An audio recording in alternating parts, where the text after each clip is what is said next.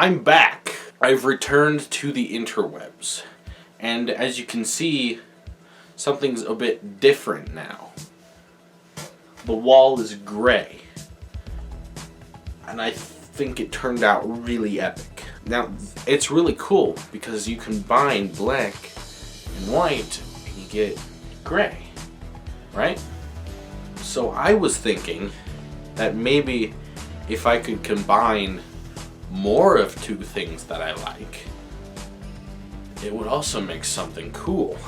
So I decided that we could combine GTA and a Game Boy.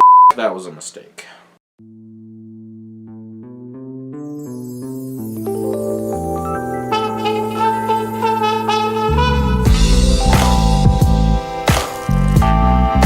Grand Theft Auto, the mature third-person open-world series focused on everything illegal. While it's an incredibly popular series, it's always had a bit of a thing for controversy. I know, a series all about murder, robbery, prostitution, drug dealing, assault, vandalism, and of course, Grand Theft Auto would stir up some looks. While every game from GTA 3 and on were third-person, the first two were a top-down view. Let's be honest, the first two games really weren't anything special, but the third one was pretty good, albeit a little bit dated.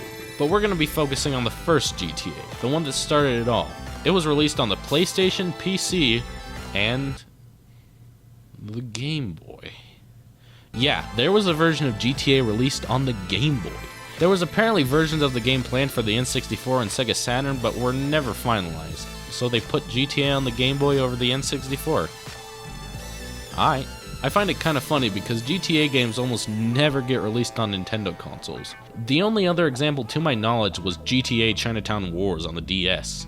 Also, that was one of the few M-rated games released on the console. So if you want GTA on the go, you either got this or this. Well, I think the option's pretty obvious. I didn't even know that GTA was on the Game Boy until I was at a local game store the other day looking around the Game Boy games, and then saw GTA. So I bought a Game Boy and some Game Boy games, and one of those games was, of course, GTA. So I went home, played it for a little bit, and said, yeah, that seems about right. But let's give it a fair shot. This is Grand Theft Auto on the wait a minute. Okay, so I ran into an issue here. I need to be able to record footage of what I'm playing for this kind of video to work. And you can't really record footage from a Game Boy as there's no output. So we're gonna have to use an emulator. This is the Game Boy Color version, which is literally the exact same game, but with color. I know a lot of you retro game purists are probably sitting on the edge of your seat right now thinking it's just not the same. But it is, and that's the point of an emulator.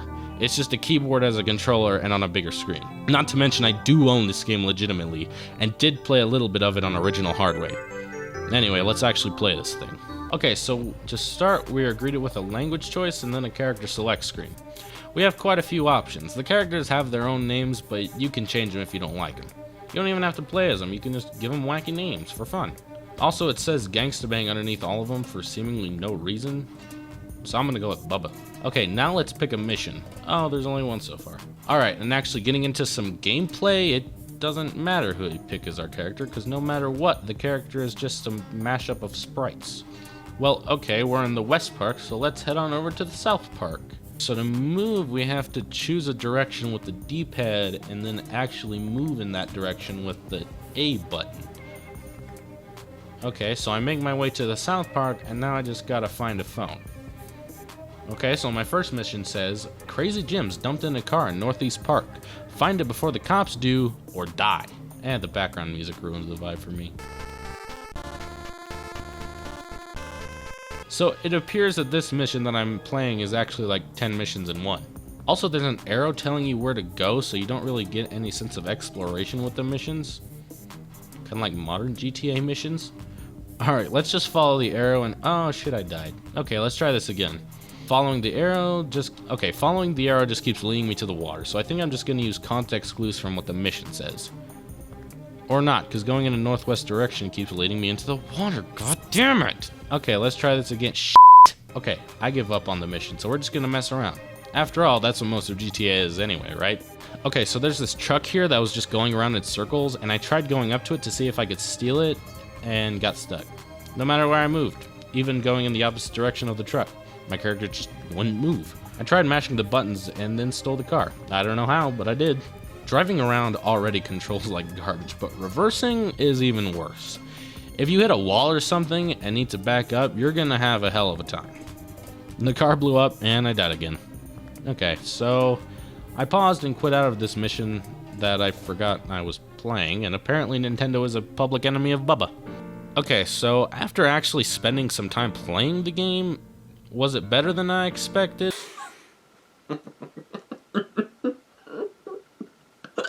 No! GTA on the Game Boy was not good, at all. I wasn't really expecting it to. In fact, I bought it because I knew it probably wouldn't be. Problems stem right out of the gate with a control scheme not like most others. Like, it works, but it isn't even close to the most ideal. Also, the game gives you the ability to choose characters, but nothing changes based on the character you pick. Not to mention the map isn't very exciting, there's nothing going on here. And when you do a mission, sometimes there's an arrow showing you which direction to go in, but sometimes it doesn't take you in the right direction, and then sometimes there just isn't one at all. And sometimes, if there isn't one, it won't tell you where to go in the dialogue or anything.